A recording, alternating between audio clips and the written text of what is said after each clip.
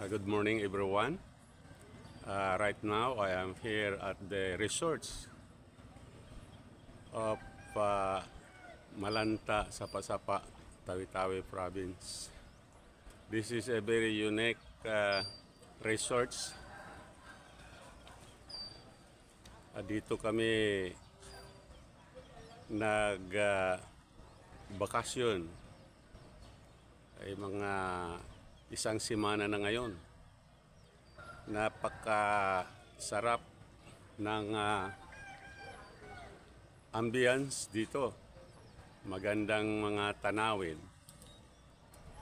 Ito ay napaligiran din ng isla, maliliit na isla. Mag-i-enjoy ka talaga dito dahil sa maganda ang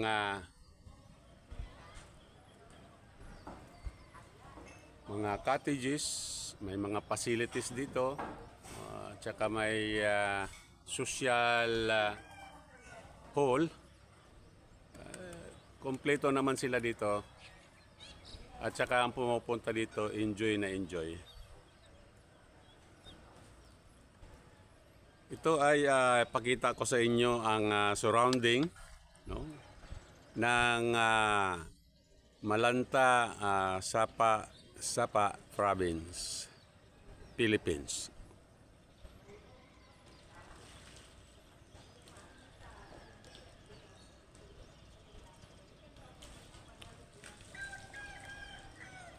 Ito, marami ring kabahayan. Maraming kabahayan dito.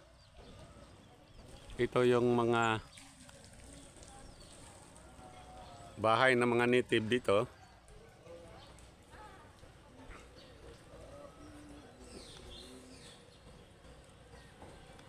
Ito yung pole view ng Malanta, Sapa-Sapa. Ito ay pinamunuan ng ating mahal na Mayor, Rhodesia Matolo Sali. Mula ng pag-upo niya ay dinidevelop agad niya itong area.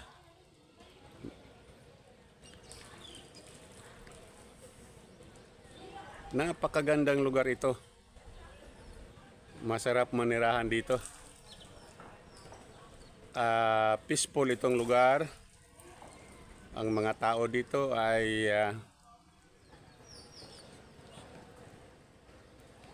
hindi magulo.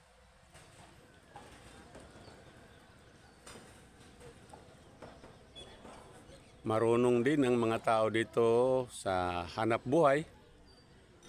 Yung nangingisda, mayroon ding nagtanim ng sewage, yung tawag nila agar-agar. Meron din silang agricultural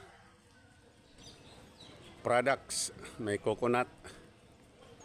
Meron din silang banana, saging, at iba-iba pang mga crops tinatanim sa lugar na ito. Isa ito sa main source of livelihood.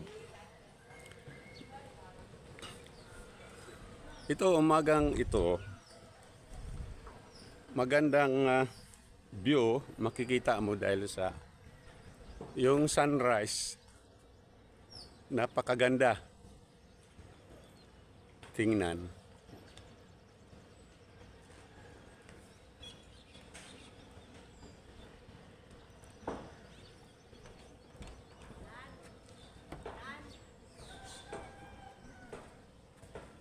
Ito ay personalized na resorts ni Mayor Rhodesia Matolo Sali. So, kung gusto nyong mag-experience sa lugar na ito, I think you can contact the tourism office of Sapa-Sapa, Tawi-Tawi Province, Philippines. Thank you for watching.